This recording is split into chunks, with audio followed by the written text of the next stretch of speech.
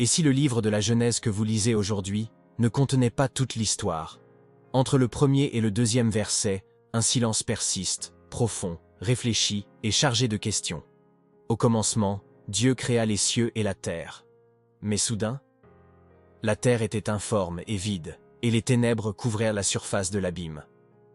Comment la perfection peut-elle sombrer dans le chaos en un seul souffle? Il manque quelque chose. Certains érudits pensent qu'il ne s'agit pas d'une question d'interprétation, mais d'une omission. Une page, un paragraphe, une vérité cachée, effacée depuis longtemps, parce qu'elle révélait bien plus que ce que le monde était prêt à entendre. Il y a des vérités si sacrées, qui étaient cachées, des pages si puissantes, qui ont été effacées de l'histoire. Mais aujourd'hui, vous avez trouvé votre chemin jusqu'ici. Et peut-être, ce n'est pas un hasard. Si quelque chose dans ce message éveille votre esprit, ne le laissez pas vous arrêter. Donnez-lui vie. Laissez-le voyager. Laissez votre empreinte avec un « j'aime ». Partagez-le avec quelqu'un qui en a besoin et abonnez-vous pour que ces vérités oubliées ne soient plus jamais enterrées. Et si vous nous regardez de loin, dites-nous dans les commentaires où cette vérité vous est parvenue. Nous aimerions savoir où notre message parvient. Avez-vous déjà remarqué à quel point Genèse 1 paraît abrupte? Il n'y a aucune introduction à la nature de Dieu. Pas d'origine du mal. Pas de contexte pour les ténèbres. Juste l'affirmation brutale de la création, suivie de la ruine. C'est comme entrer dans un théâtre après que la pièce a commencé. Les premiers pères de l'Église connaissaient cette tension. Les rabbins de l'Antiquité aussi. Certains parlaient, avec prudence, d'un prélude à la Genèse, une section autrefois connue, puis supprimée. Non pas parce qu'elle manquait de sens, mais parce qu'elle en contenait trop. L'idée d'une page manquante peut ressembler à une conspiration jusqu'à ce qu'on y regarde de plus près. Genèse 1:1 est majestueux. Genèse 1:2 est troublant. Un Dieu parfait crée, et pourtant le monde est immédiatement désolé et sombre. Il ne s'agit pas d'un contraste poétique, c'est une crise théologique. Et tout au long de l'histoire ancienne, de nombreux textes ont tenté d'expliquer cette énigme. Le livre des Jubilés fait allusion à des événements antérieurs au temps. Le livre d'Hénoch parle de royaumes antérieurs à la terre. Et cachés, dans les midrashim juifs, on entend des murmures, d'un commencement qui fut détruit avant même d'être connu. Si une telle page existait et fut effacée, que disait-elle? Certains pensent qu'elle évoquait une guerre céleste antérieure à la Genèse. D'autres affirment qu'elle révélait la chute d'un être avant même Lucifer. Certains suggèrent qu'avant notre monde, une autre création fut jugée et détruite. Cela expliquerait les ténèbres, le vide, le chaos. Une réinitialisation divine. Mais ce genre de vérité aurait terrifié le monde primitif. Un Dieu qui détruit avant de construire? Une création antérieure à la nôtre qui a échoué? Pas étonnant qu'ils aient arraché cette page. Si les ténèbres de Genèse 1:2 n'étaient pas le commencement mais une conséquence. Alors il ne s'agit pas seulement d'un récit de création. Nous observons les conséquences d'un événement cosmique. Un jugement. Un silence imposé au récit. Les interprètes antiques n'ignoraient pas cela. Le mot hébreu, tohu va, bohu, informe et vide, n'est pas utilisé à la légère. Il apparaît ailleurs dans l'Ancien Testament, toujours associé à la destruction ou à la désolation après la colère divine. Qu'est-ce qui avait donc provoqué Dieu avant qu'il ne dise « que la lumière soit » ? Il est possible que la lumière évoquée dans Genèse 1:3 ne soit pas le commencement de tout, mais le rétablissement de l'ordre dans un état déchu.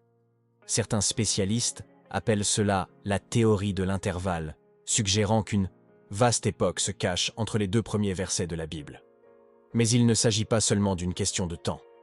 Il s'agit d'un événement effacé, d'une mémoire sacrée perdue.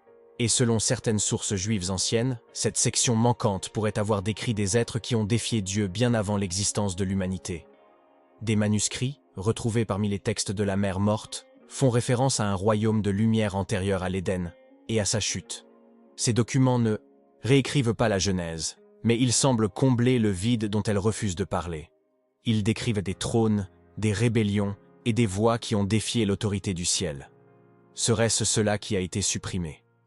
La Genèse aurait-elle pu inclure ce contexte cosmique, pour ensuite être expurgée par les premiers scribes, craignant ses implications? Pourquoi les chefs religieux cacheraient-ils une telle page? Parce que la vérité peut être dangereuse. Un récit de rébellion avant l'humanité. Une création défaillante ou des êtres punis avant même que le serpent ne parle. Tout cela menace la simplicité même de la doctrine. Cela soulève des questions auxquelles aucun système ne peut répondre facilement. Le mal est-il plus ancien que l'homme? Dieu a-t-il permis l'imperfection avant l'Éden? Et surtout, qu'est-ce qui a encore été caché? Pour comprendre le poids de ce qui a pu être effacé, il faut s'interroger sur ceux qui contrôlèrent les textes sacrés. Les scribes de l'ancien Israël étaient méticuleux, mais ils étaient aussi des gardiens.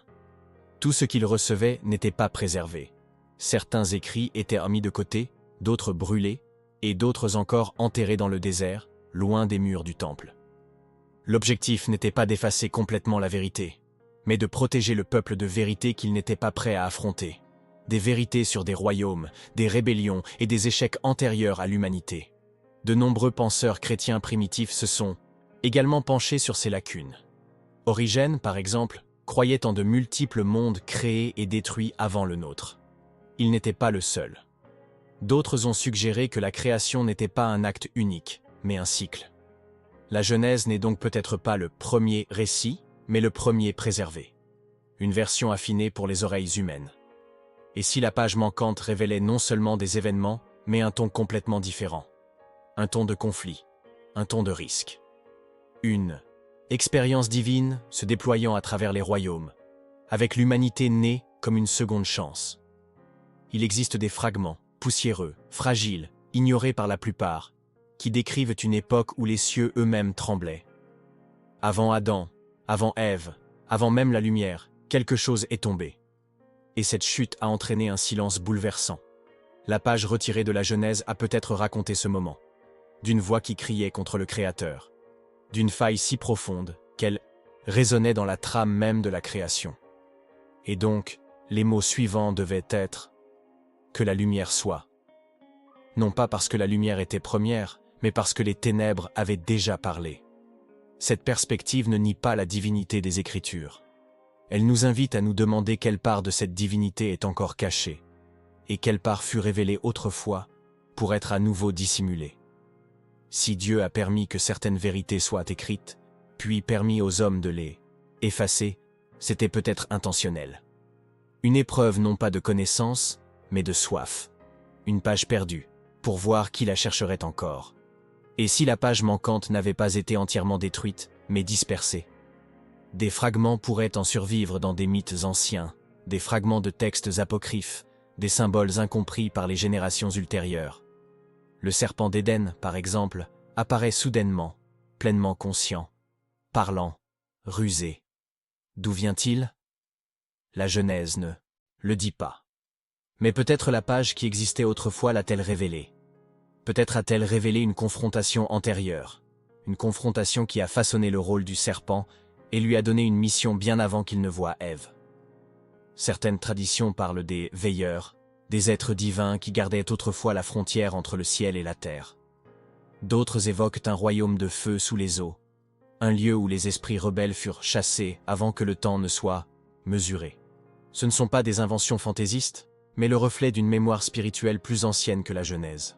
Une page qui racontait des batailles avant l'Éden, des alliances brisées en silence et un ordre divin qui devait être reforgé par la création de l'homme. Même dans la Genèse, on trouve des indices, les traces d'un récit aujourd'hui disparu. Le pluriel « faisons l'homme à notre image » a déconcerté les lecteurs pendant des siècles. À qui Dieu s'adresse-t-il? Pourquoi utiliser « nous » Les théologiens proposent des explications, mais le malaise demeure. Cette phrase est peut-être un vestige de cette page perdue, un moment où le contexte originel a transparu, un indice que d'autres étaient présents à l'aube, observant, participant ou peut-être s'opposant. L'idée d'une page effacée ne devrait pas nous conduire à nous méfier des Écritures, mais à les approfondir. Le Dieu de la Bible n'a jamais craint le mystère. Il l'invite.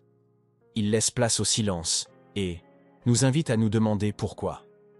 La pièce manquante entre Genèse 1:1 et 1:2 ne peut peut-être pas être récupérée avec de l'encre et du parchemin, mais ses échos demeurent, dans la tension, dans les questions, dans les ombres des versets qui ont survécu.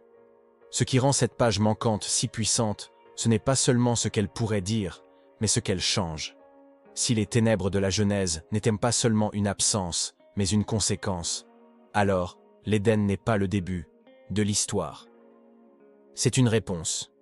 La création devient rédemption. La lumière devient guérison. Et l'homme, au lieu d'être le premier être, devient la tentative suivante. Cela redéfinit tout, le péché, le salut, et même le rôle du serpent. La chute de l'homme n'a peut-être pas été la première chute, mais seulement celle dont nous avons hérité. Cela soulève également une autre question troublante. L'Éden a-t-il été construit sur les ruines d'un lieu plus ancien? La Bible nous dit que le jardin a été planté, un acte délibéré. Mais où? Pourquoi y avait-il déjà un monde en dessous? Un monde de rivières, de pierres et de terres nommées avec une force ancienne? Il est possible que la Genèse ait décrit un jour les vestiges d'un royaume jugé et oublié. Le jardin n'a pas été créé dans le vide, mais dans un lieu où quelque chose avait déjà terriblement mal tourné. Certains des premiers textes mystiques hébreux, comme le Sefer Harazim ou le Sefer Yetzira, explorent l'idée de structure pré-créationnelle, des modèles, des plans spirituels et des êtres ayant contribué à façonner le monde matériel. Ces écrits sont énigmatiques, mais ils témoignent de la croyance selon laquelle la création que nous connaissons se superposait à une autre réalité, plus profonde, un voile sacré. La page manquante de la Genèse a peut-être soulevé ce voile, trop loin. Et c'est pourquoi il a été arraché. Mais si une telle connaissance était si dangereuse, pourquoi a-t-elle été écrite? Peut-être n'a-t-elle jamais été destinée à tous. Peut-être que seuls les chercheurs, ceux qui étaient prêts à affronter le mystère divin, étaient censés la voir, comme les prophètes à qui on avait montré des visions qu'ils ne pouvaient pas exprimer. Comme Jean dans l'Apocalypse, chargé de sceller les paroles du tonnerre. Dieu a toujours révélé par couches. Et peut-être, juste peut-être, la Genèse a-t-elle commencé par une couche que nous n'étions pas censés lire? Pas encore. Plus on regarde en profondeur, plus la Genèse semble garder un seuil, une frontière entre ce qui a été révélé et ce qui a été effacé. Elle parle avec audace de la création, mais reste muette lorsqu'on l'interroge sur ce qui l'a précédé. Ce silence n'est pas une faiblesse. Il est intentionnel. Une retenue divine. La page manquante contenait peut-être des vérités qui ébranleraient les fondements. L'origine des ténèbres, la rébellion des êtres anciens, le prix de la justice divine avant même que l'homme ne soit formé de poussière. Et pourtant, les allusions ne disparaissent jamais complètement. Lorsqu'Isaïe parle de Lucifer tombant du ciel, il utilise un langage qui évoque une guerre, un déplacement. Ézéchiel parle d'un chérubin gardien, d'une beauté parfaite, précipitée. Ces passages n'appartiennent pas à la Genèse, et pourtant, ils en sont des fragments, comme s'ils avaient autrefois trouvé leur place dans ce premier rouleau. Si la page manquante existait, peut-être reliait-elle ces visions entre elles. Peut-être donnait-elle un nom aux ombres que la Genèse ne fait qu'évoquer. Il existe une tradition, rarement évoquée, selon laquelle Adam ne fut pas le premier à marcher sur terre, mais le premier à y rester. D'autres l'ont précédé, créé dans la gloire, mais sont tombés en ruine. La Genèse dit que l'homme fut créé de la poussière de la terre, mais de quelle terre s'agissait-il? Si la destruction a précédé la création, alors l'homme s'est relevé du jugement. Il portait non seulement le souffle divin, mais aussi le souvenir d'une perte. La page retirée a peut-être raconté cette partie et a pu terrifier ceux qui l'ont lue. Imaginez lire une page qui dit « Ceci n'est pas le commencement, ceci est la restauration ». Une telle vérité remettrait en question toute hypothèse. Cela signifierait que l'Éden n'était pas un paradis intact, mais un sanctuaire bâti sur des ruines sacrées. Cela signifierait que l'humanité n'est pas née dans la pureté, mais dans un monde déjà marqué par l'histoire, la guerre et le silence divin. Et c'est peut-être la véritable raison pour laquelle cette page a été arrachée. Certains érudits pensent que cette histoire cachée a été préservée, non pas dans son intégralité, mais par des échos dispersés dans des écrits apocryphes. Le livre d'Enoch, par exemple, ne fait pas partie du canon, mais il parle de veilleurs célestes, de secrets enseignés à l'humanité, et du jugement antérieur au déluge. Et si ces récits étaient des fragments de cette page manquante? Pas suffisamment pour la reconstituer, mais suffisamment pour nous rappeler que quelque chose de plus vaste encadrait autrefois le début de la Genèse. Un cadre volontairement supprimé. La peur n'était pas seulement celle de la confusion, mais celle du pouvoir. Si l'humanité savait qu'elle participait à une bataille plus vaste, commencée avant l'âge, elle pourrait commencer à s'interroger sur son rôle. Elle pourrait rechercher l'ennemi tombé devant l'Éden. Elle pourrait se demander pourquoi la lumière était nécessaire, à moins qu'il n'y ait eu des ténèbres que personne n'avait encore vues. Et une fois ces questions posées, les frontières nettes de la théologie commencent à s'estomper. Le contrôle est perdu. Le mystère prend le dessus. Et le mystère a toujours été dangereux. Non pas parce qu'il trompe, mais parce qu'il exige la foi. Une page manquante remet en question la certitude. Elle murmure que l'histoire est plus complexe, que Dieu la raconte encore. Et dans un monde où les institutions préfèrent les réponses toutes faites, le mystère devient une menace. Alors, elles suppriment ce qu'elles ne peuvent gérer. Elles déchirent la page. Non pas pour mentir, mais pour simplifier. Pour protéger les esprits peu préparés aux vérités cosmiques. Et pourtant, nous voilà, toujours attirés par le silence entre les versets. Toujours attirés par le vide de Genèse 1-2. Pourquoi? Parce que quelque chose en nous le sait. L'Esprit de Dieu planait au-dessus de l'abîme, non pour l'admirer, mais pour l'affronter. Et peut-être cet abîme gardait-il le souvenir d'une chute, d'un royaume défait, d'un silence qui réclamait à nouveau son audition. La page a peut-être disparu, mais la douleur qu'elle a laissée parle encore. Il y a une étrange beauté dans la façon dont l'Écriture traite ce qu'elle ne dit pas. Plutôt que de combler chaque lacune, elle laisse place à la révérence, à l'émerveillement, à la soif. La Bible n'a jamais été conçue comme une cage à vérité, mais comme une porte d'entrée.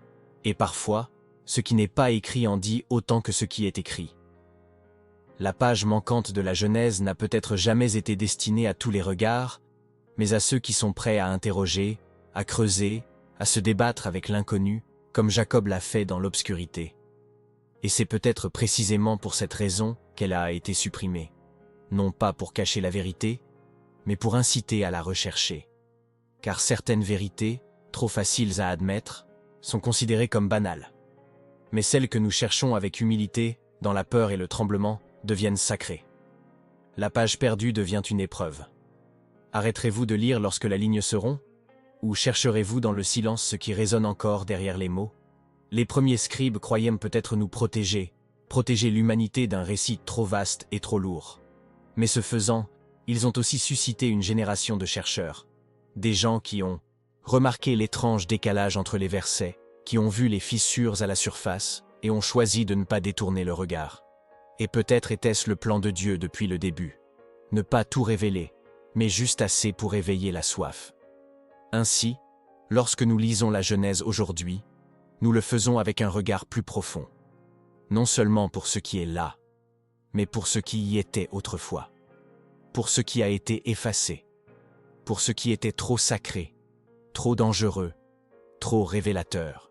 Une page perdue dans le temps, mais pas dans la mémoire. Et dans la tension entre la lumière et l'obscurité, entre le premier et le second verset, nous pourrions découvrir non seulement un mystère, mais la première invitation à chercher Dieu au-delà de la surface. Alors, que faire de ce mystère? Le craignons-nous? Ou le laissons-nous nous rapprocher du cœur du Créateur, celui qui parle avec force, mais aussi en silence? Peut-être la page manquante n'a-t-elle jamais été une question d'information, mais de transformation. Ce n'est pas seulement un morceau d'histoire, c'est un miroir. Il nous force à voir notre soif de vérité, notre malaise face au silence, notre désir de réponse que le monde ne peut nous donner. Et dans ce désir, nous le trouvons. Certains rejetteront cette idée. Ils diront qu'il n'y a jamais eu de page, jamais de trou, jamais de perte. Mais au fond, même eux doivent se demander pourquoi la Genèse commence ainsi.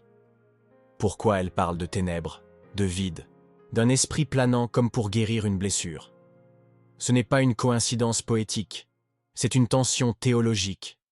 Et chaque tension dans les Écritures est une porte ouverte, un appel à chercher ce que l'homme a tenté de sceller. En vérité, nous ne retrouverons peut-être jamais les mots mêmes de cette page. Mais sa présence se fait sentir dans chaque question à laquelle la Genèse refuse de répondre. Son ombre s'étend à travers l'histoire, de l'Éden à l'Apocalypse. Et peut-être est-ce suffisant. Assez pour nous rappeler que l'histoire de Dieu est plus vaste que ce que nous voyons. Que la première lumière que nous connaissons a peut-être été la seconde lumière donnée. Que l'Éden n'était pas la première beauté, mais la première rédemption. Et si jamais cette page réapparaît, dans un parchemin, un fragment, un murmure de l'esprit, puissions-nous être prêts à la lire. Non pas avec crainte, mais avec émerveillement. Non pas pour défier Dieu, mais pour le connaître plus profondément. Car les plus grandes vérités ne sont jamais imposées. Elles sont cachées, attendant ceux qui refusent de s'arrêter au verset 2. Si ce message a éveillé quelque chose en vous, ne le gardez pas pour vous. Chaque vérité autrefois cachée mérite d'être entendue à nouveau. En aimant cette vidéo, en vous abonnant à cette chaîne et en la partageant, vous contribuez à restaurer ce qui a été perdu. Et dans les commentaires, dites-nous d'où vous regardez.